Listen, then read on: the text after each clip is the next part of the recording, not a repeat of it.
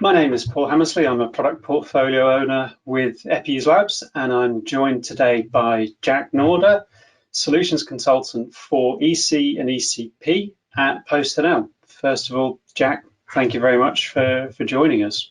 Thank you for having me, and I look forward to our conversation.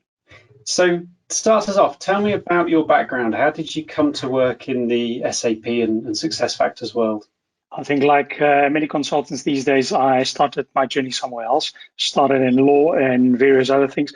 Eventually came into IT and I had an affinity for HR. And SAP at that stage, talking 20 years ago, was the solution to have. Well, it's still the solution today. And I just kind of rolled into it in South Africa. Then I moved into Arabia and then to Europe, currently based in the Netherlands, working for PostNL as a solution consultant, as you said. Basically, it's there's always so many changes in SAP that you can constantly evolve, and the newest involvement is into SuccessFactors, and it's just a natural step in your education journey is also to include SuccessFactors. What tips would you have for anyone with a traditional HR payroll SAP experience wanting to get into SuccessFactors? Well, I'd say it's the best baseline that you can have is the payroll exposure that you had in SAP. I mean, cloud SAP at this stage, payroll is exactly the same as just in the cloud. So you have that background, and the interaction between the two systems are also constantly evolving, but you still need that baseline information and knowledge, and that's worth it. I mean, and even your ABAP skills that you might have, anything like that, it's still used day to day. The processes are still basically the same. So for everybody looking to make the steps, do it. The sooner the better. It'll just prolong your journey in SAP and your career path. Yeah, I've seen over the last few days, there's been quite a few adverts going out on LinkedIn about the number of SuccessFactors implementations that went live in the first half of 2020. So they're clearly pushing that message that people are now adopting it, and it's the place to be. So talk us through PostNL's journey to SuccessFactors and ECP, which, as you say, is the cloud version of the on-premise payroll. I think the main issue that everybody is facing these days is access to systems, access to data, and payroll data is no different to that. Seeing the epidemic where we are now, everybody is working off-site, but you still need access to your data. Conventional access in SAP before was EC and MSS services, but it was very limited and it wasn't really user-friendly. Now, SuccessFactors actually gives that to a person. It's very user orientated, process orientated, and it's like everything out there. If you have a banking app and you're used to that, or doing Facebook, I mean, SuccessFactors is just the same, but just business orientated. And essentially that's the same for PostNL as well. I mean, we've got a huge base of employees, about 40 to 50,000 people at any one stage, and a lot of them is on different levels of education and interaction with IT, especially not everybody has a computer, but mainly do have phones these days, smartphones, so everything has got to be accessible on that. And SuccessFactors was just a logical step for us to give that access to everybody and to make it more personal for everybody as well. And that has really succeeded at this stage. So we're really happy, and every time something is new coming up, and we're currently evolving, and this also set the base or the baseline for a lot of other projects that we started on, looking at the usability, the accessibility, and the personalization level as well. I mean, it's really intuitive. So we like it. We're very happy with it. We're constantly evolving, as I said. Happy in the cloud, as they say. So what tips would you give for other organizations who are maybe starting their journey to implementing EC or ECP or both?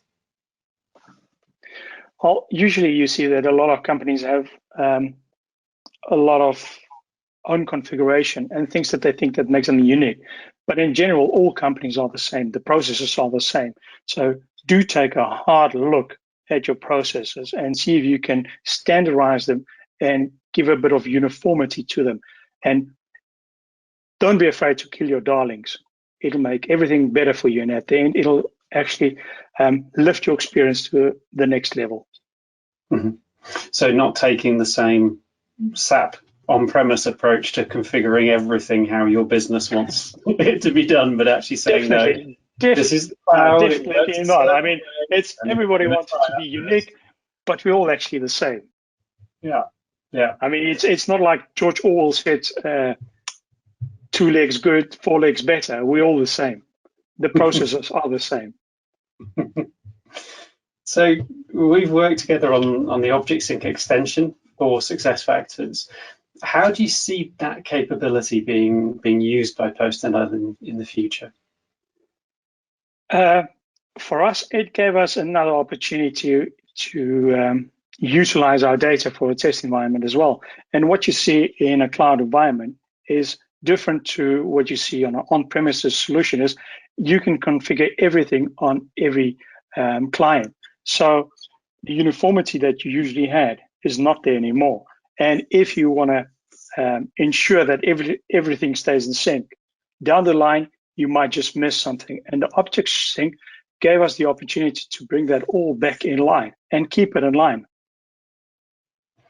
And I know you've been one of the early adopters for the Configuration Center. That's a new piece of functionality that's coming for EC. Can you tell us a little bit more about that? Well, in essence, it's a question that was raised by everybody using the cloud platform.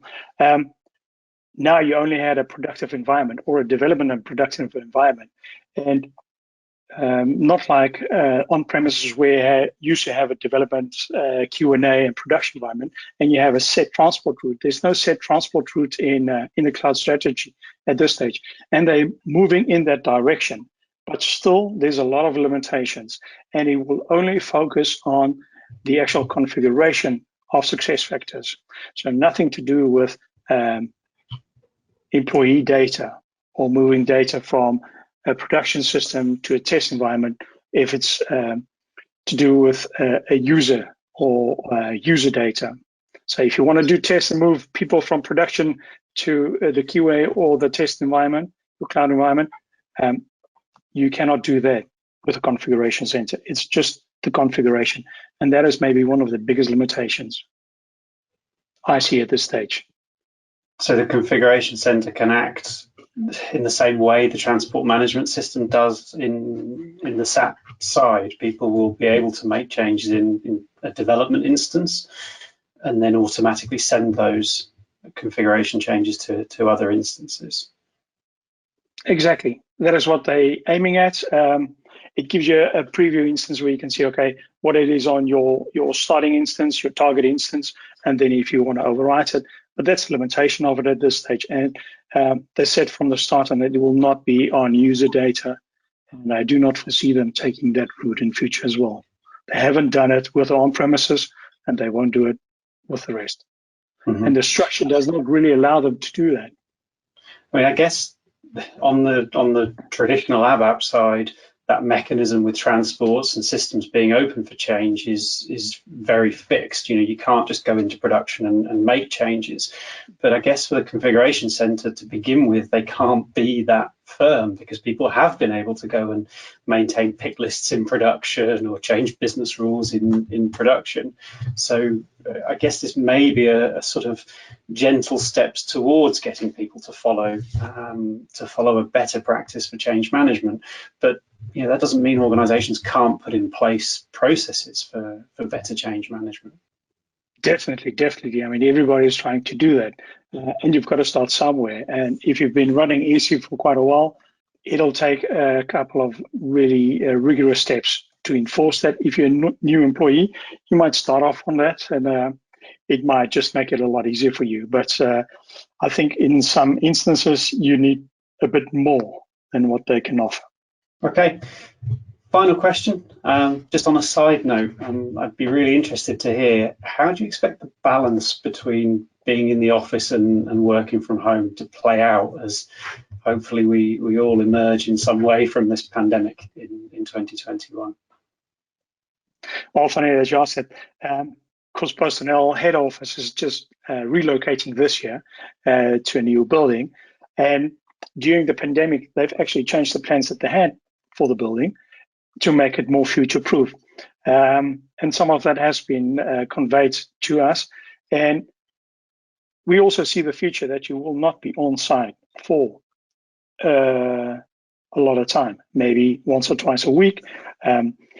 It's got to be geared that you work in a hybrid solution where part of your team might be offsite. And I think that is the new way of working. Before, you used to work, if you work internationally, there's a lot of offsite work that you do. But I think nowadays, even if you work in country, it's going to be offsite. So I don't foresee anybody in the office in 5 days a week. Myself, I think 1.5 to 2 days maximum. And it's just for specific meetings. And it won't be a full day. Interesting. Jack, it's been an absolute pleasure to talk, as always. Thank you very much for taking the time to speak with us today. It's much appreciated. Pleasure. Thank you for having me.